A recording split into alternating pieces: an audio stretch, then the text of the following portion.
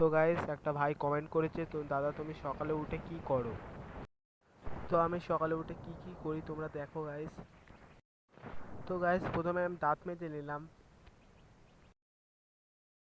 ভোরে উঠে ফিল্ডে গিয়েছিলাম ফুটবল খেলার জন্য। খেলা হয়ে গেলে বাড়ি আসি। বাড়ি এসে দেখি গা ঘেমে গেছে অনেক, তার জন্য আমি স্নান করে নিলাম।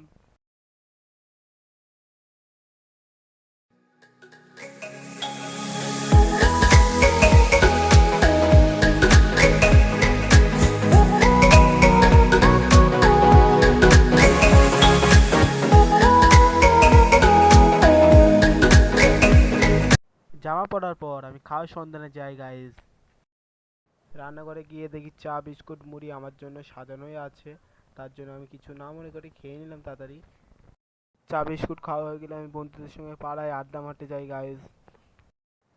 পাড়ায় দেখি কেউ বন্ধুরা নেই, তার জন্য আমি বাসতলায় চলে গেলাম। বাসতলায় এসেও দেখি আর কেউ নেই আমার বন্ধুরা।